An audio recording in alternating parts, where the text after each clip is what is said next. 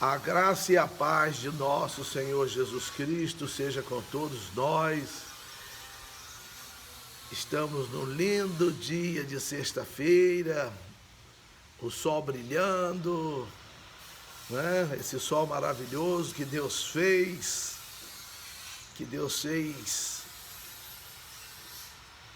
Ele fez a luz primeiro e depois ele fez o sol. Ele foi fazer o sol no quarto dia. O sol, a luz, as estrelas, mas enfim, tá bom? Estamos dando continuidade à nossa leitura bíblica, comentada, o comentáriozinho básico, não é um comentário aprofundado, e estamos no capítulo 14 do Evangelho segundo escreve São Marcos. E dali a 2 dias era a Páscoa e a festa dos pães ázimos. Essa festa acontecia no primeiro mês do calendário judaico, que corresponde a março, abril nosso aqui. E os principais dos sacerdotes e escribas buscavam como o prenderiam com dolo e o matariam. Quer dizer, um crime doloso, premeditado, né? Eles não aceitavam que Jesus nem fizesse o bem. É uma coisa tremenda, né? Mas tudo bem. 2, mas eles diziam, não na festa, para que porventura não se faça alvoroço entre o povo. Eles estavam premeditando matar Jesus, né? Isso é que é grave. Isso é que é grave.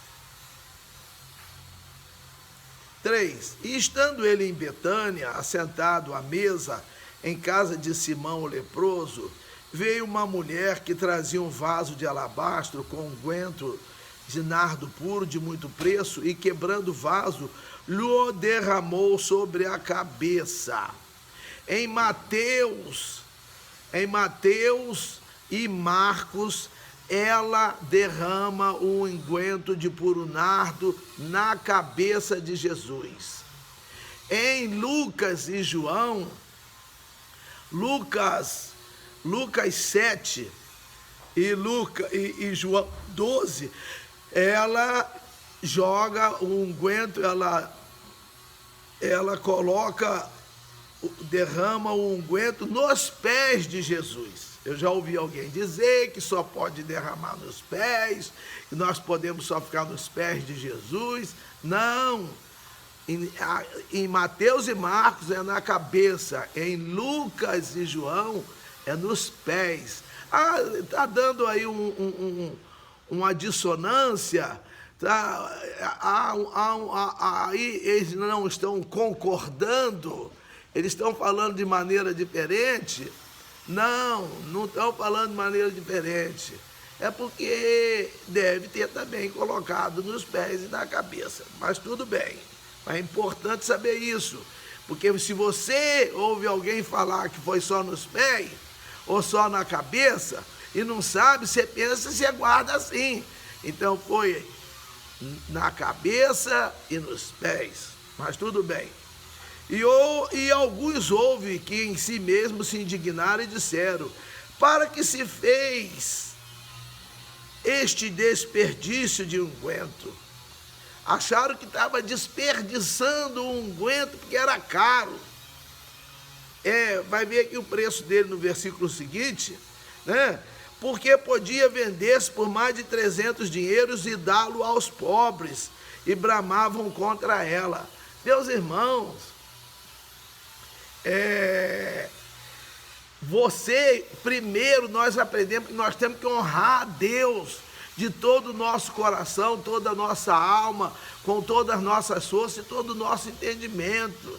E aqui estava ele aqui falando isso de uma maneira hipócrita. Não, entendeu? E dá-lo aos pobres.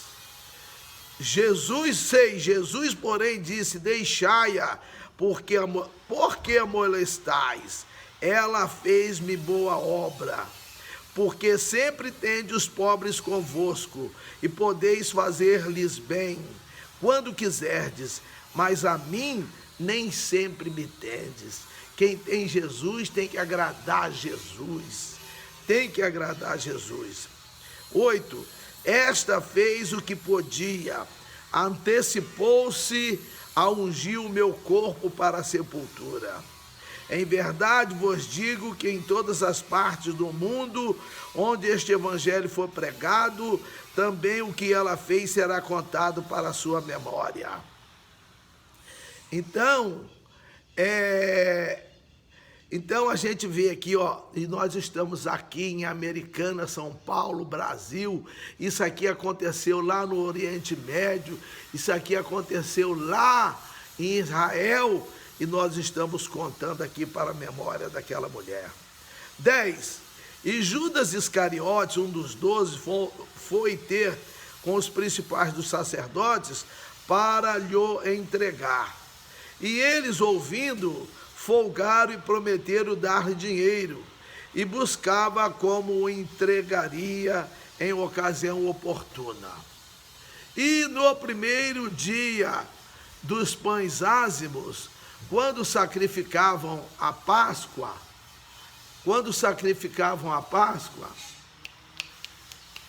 Márcia, uma água para mim, depois, por favor. Quando sacrificavam a Páscoa, disseram-lhe os discípulos: aonde queres que vamos fazer os preparativos para comer a Páscoa? E enviou 2 dos seus discípulos e disse-lhes: ide à cidade, e um homem que leva um cântaro de água vos encontrará.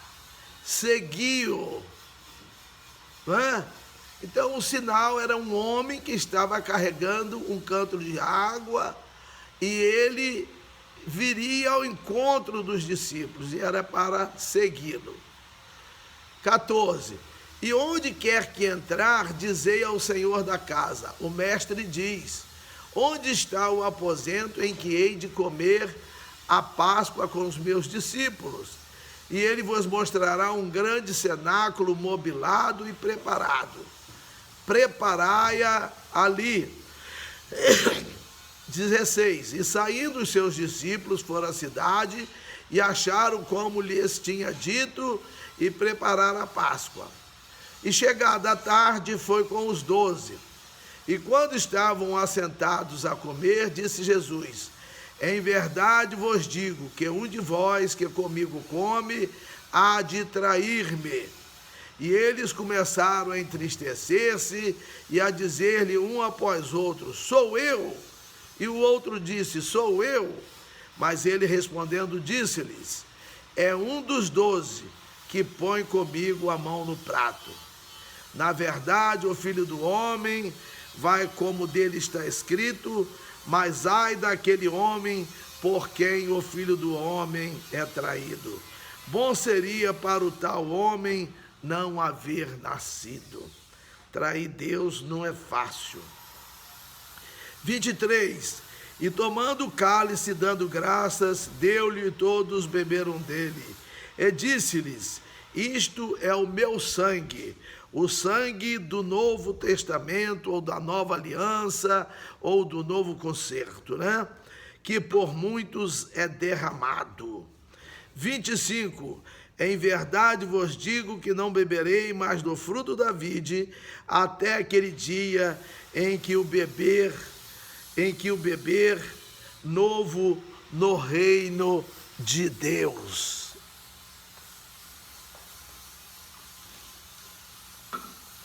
No reino de Deus. E tendo cantado o hino, saíram para o Monte das Oliveiras. Cantaram um hino, comeram a Páscoa, cantaram um hino.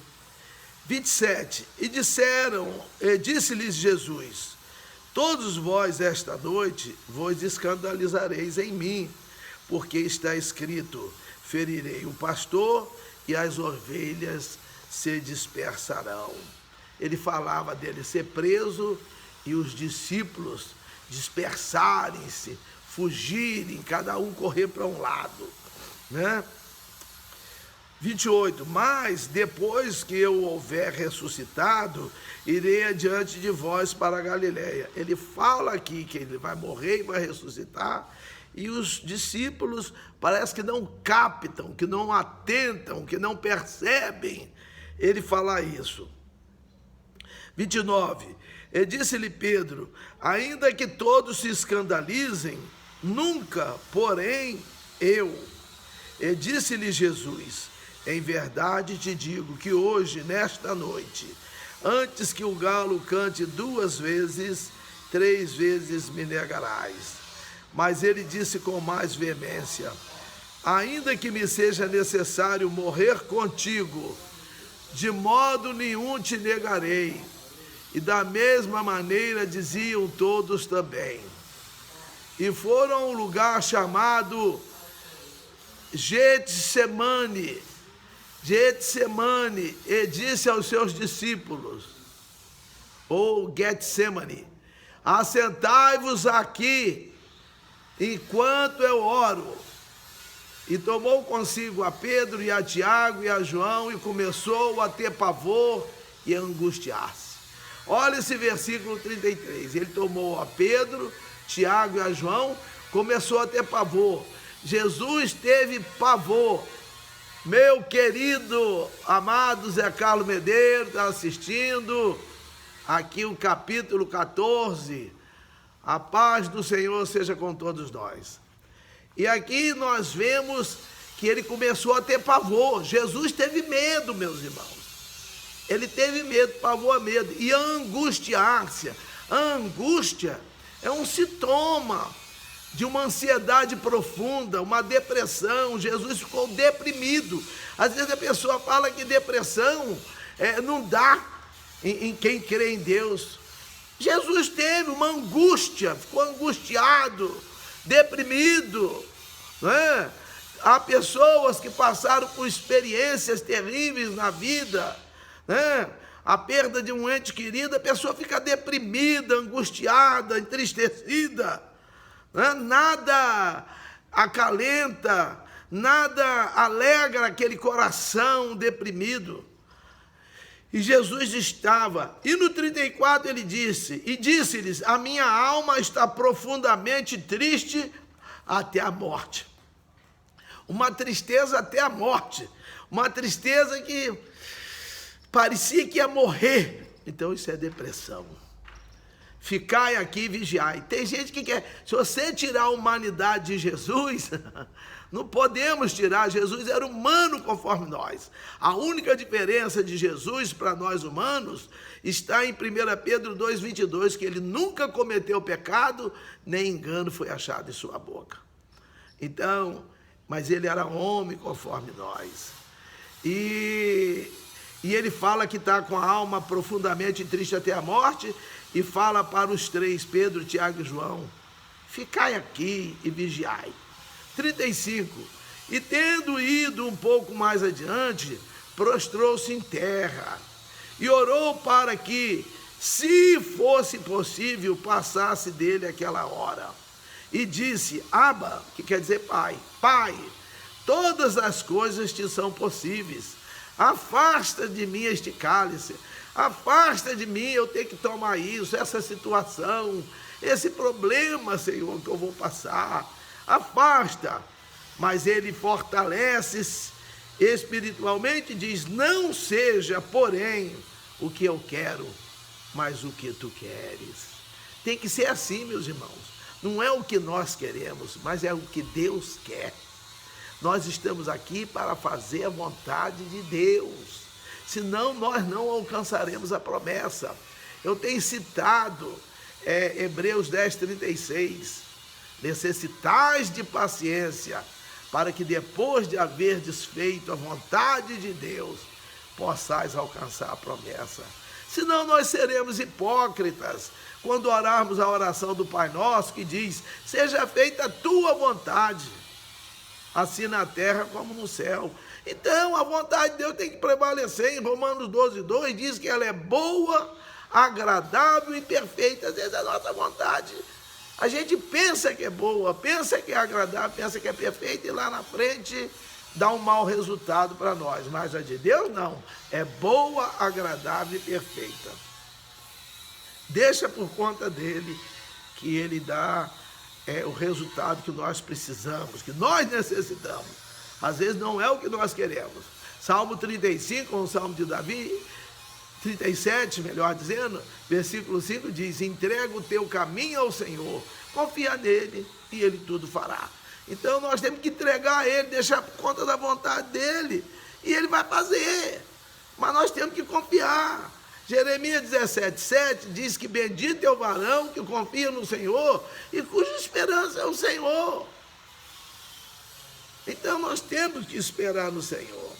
Aqui ele esperou no Senhor. E ele diz: não seja, porém, o que eu quero, mas o que tu queres. 37. E chegando, achou-os dormindo, a Pedro, Tiago e João. Ele disse a Pedro: Simão, dormes? Não podes vigiar 1 hora? 38. Vigiai e orai, para que não entreis em tentação. O espírito, na verdade está pronto, mas a carne é fraca. E foi outra vez e orou, dizendo as mesmas palavras. Então, a vigilância vem na frente da oração. Nós temos que vigiar, para que não entremos em tentação. O espírito, na verdade, ele está pronto, ele recebeu a palavra, mas a carne é fraca. E ela, às vezes, se sobrepõe ao espírito e compromete a nossa vida. 39. E foi outra vez e orou, dizendo as mesmas palavras. E voltando, achou-os outra vez dormindo. Achou-os outra vez dormindo. Eu vou ter que colocar aqui, porque está ficando fraco aqui. A bateria está fraca aqui desse...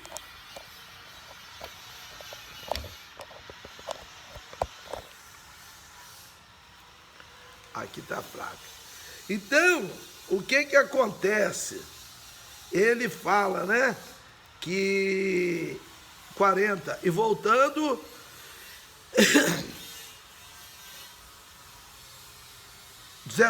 e foi outra vez e orou, dizendo as mesmas palavras. Aquela mesma oração que ele fez de novo. Ele falou: Pai, mas que seja feita a tua vontade. Ele repetiu aquilo lá. 40, e voltando, achou-os outra vez dormindo, porque os seus olhos estavam pesados e não sabiam o que responder-lhe. E voltou terceira vez e disse-lhes: dormi agora e descansai. Ele mandou que eles dormissem e descansassem. Basta, é chegada a hora. Eis que o Filho do Homem vai ser entregue nas mãos dos pecadores. Quer dizer, era alta noite essa hora, esse momento, né? Era alta noite. Aí depois ele fala: levantai-vos, vamos, eis que está perto que me trai. E logo, no 42 e 43, diz assim: e logo falando ele ainda, veio Judas, que era um dos 12, da parte dos principais dos sacerdotes, era um dos 12, também veio gente que era da parte dos principais dos sacerdotes, dos escribas e dos anciãos, e com ele uma grande multidão com espadas e varapaus. Ora, o que o traía tinha-lhes dado um sinal, dizendo: aquele que eu beijar, esse é, prendei-o e levai-o com segurança. Tá certo que tinha a escuridão, né, da noite, da madrugada, vamos dizer assim, mas Judas teve que identificar quem era Jesus. Sabe por quê? Porque Jesus, ele era igual aos outros, ele não era diferente. Hoje tem gente que é diferente. Se a pessoa quiser chegar numa igreja, ele quiser saber, Zé Carlos, quem é o padre, todo mundo fala: não, é aquele lá, todo paramentado, vestido assim, ele é diferente.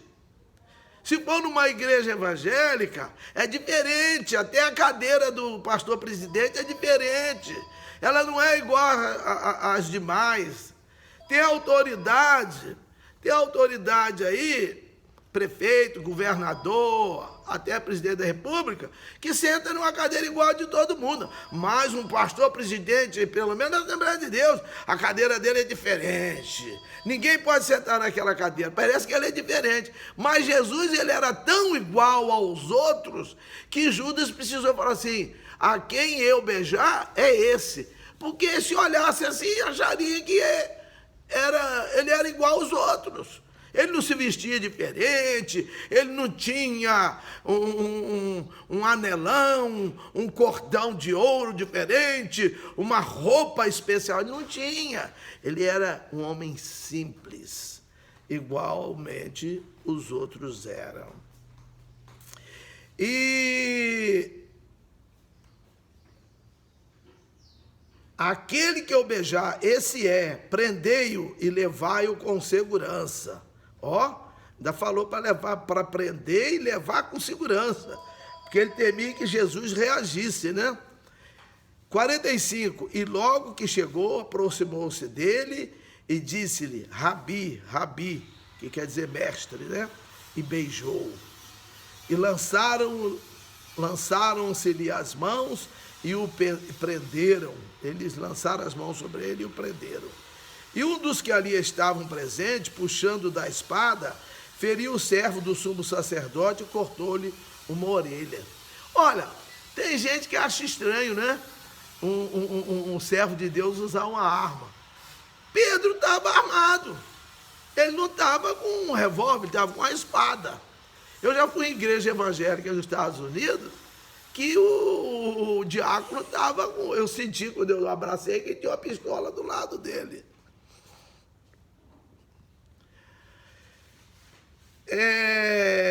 Então, o que acontece? Estava armado e feriu o servo do sumo sacerdote e cortou-lhe uma orelha.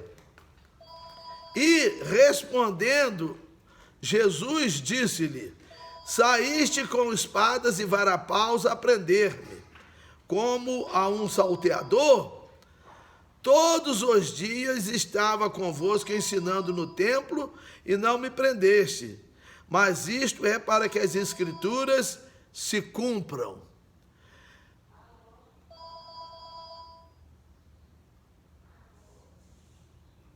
Se cumpram. Então, deixando, todos fugiram. Aconteceu dele se deixar prender para que se cumprisse as Escrituras. Esse capítulo é longo, vai ter mais um pedaço. 51. E um certo jovem o seguia envolto em um lençol sobre o corpo nu, e lançaram-lhe a mão. Mas ele, largando o lençol, fugiu nu. E não vamos entrar em detalhes aqui, né? 53. E levaram Jesus ao sumo sacerdote, e ajuntaram-se todos os principais dos sacerdotes, os anciãos e os escribas. Principais dos sacerdotes, e os anciãos e os escribas, que foram responsáveis, junto com o sumo sacerdote, com a prisão de Jesus, pela prisão de Jesus. 54. E Pedro o seguiu de longe até dentro do pátio do sumo sacerdote, e estava sentado com os servidores, aquentando-se ao lume. E os principais do sacerdote e todo o concílio buscavam algum testemunho contra Jesus para o matar, e não o achavam, porque muitos testificavam falsamente contra ele, mas os testemunhos não eram coerentes. E tem gente que tem coragem de se levantar para testemunhar falsamente. Essa coisa é velha, isso não é novo, não. Isso aqui é de 2000 anos, mais ou menos, né? E, levantando-se alguns, testificaram falsamente contra ele, dizendo, nós ouvimos-lhes dizer, eu derrubarei este templo construído por mão de homens, e em 3 dias edificarei outro, não feito por mãos de homens.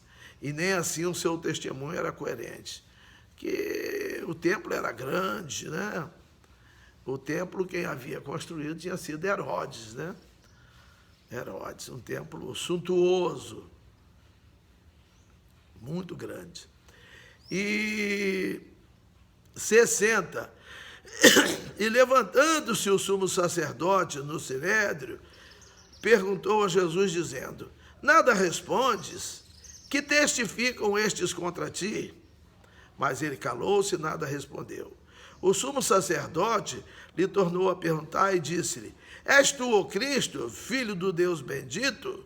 E Jesus disse-lhe: eu sou. E vereis o Filho do Homem assentado à direita do poder de Deus e vindo sobre as nuvens. E o sumo sacerdote, rasgando as suas vestes, disse: para que necessitamos de mais testemunhas? Vós ouviste a blasfêmia. Que vos parece? E todos os consideraram culpado de morte. Meus irmãos, quando Jesus respondeu: eu sou, foi a mesma resposta que Deus deu a Moisés, lá em Êxodo, segundo livro da Bíblia, quando Deus determinou que Moisés fosse ter com Faraó lá no Egito, para livrar o povo do cativeiro de 430 anos. Aí Moisés falou: mas lá ele é poderoso, quem que eu vou dizer para Faraó, para o rei do Egito, que, né, o mandatário do Egito, quem que me enviou? Fala que eu sou o que sou, que enviou você. Fala que eu sou o enviou você. E quando perguntaram aqui a Jesus, ele falou: eu sou. Né? Lá em João 8,58, que falaram com ele no versículos anteriores: rapaz, você não tem nem 50 anos, mano. Como é que você viu Abraão? E ele fala: antes que Abraão existisse, eu sou. Ele é o eu sou lá. Espírito Santo, Filho e Pai são um só, é a Trindade. Nós não entendemos, é um Deus só que é trino. Eu às vezes costumo dizer que eu sou trino. Eu sou pai, sou pastor e sou profissional. Eu cuidei de filhos meus como médico, profissional. Eu cuidei dos meus filhos espiritualmente, como pastor, né? E cuidei como pai. E eu sou só um. Entendeu? Então, aí aqui começa. No 64 falaram: e todos o consideraram culpado de morte. O que ele fez para ele ser morto? Ele só fez o bem para ser morto, né? E alguns começaram a cuspir nele e a cobrir-lhe o rosto e a dar-lhe punhadas, quer dizer, socos, e a dizer-lhe: profetiza. E os servidores davam-lhe bofetadas. Jesus foi cuspido, foi encapuçado, debochado, escarnecido, levou bofetadas por causa de nós, né? E eu acho interessante que a ciência sabe coisa de 80 milhões de anos, que achou um fóssil lá de 80 milhões de anos e que viu um animal lá que mostrou que ele tinha amor pelo filhote, só pelo fóssil. E Jesus, que foi há 2000 anos, a pessoa tem dificuldade de reconhecer que Jesus até existiu. É complicado, né? Mas tudo bem. E eu estranho. 66. E estando Pedro embaixo no átrio, chegou uma das criadas do sumo sacerdote e, vendo a Pedro, que se estava aquentando, olhou para ele e disse: tu também estavas com Jesus Nazareno. Mas ele negou, dizendo: não o conheço, nem sei o que dizes. E saiu fora ao alpendre e o galo cantou. Meus irmãos, aqui é uma vez só, né? Mas ele nega 3 vezes. O galo cantou. Agora aqui, e a criada, vai cantar de novo.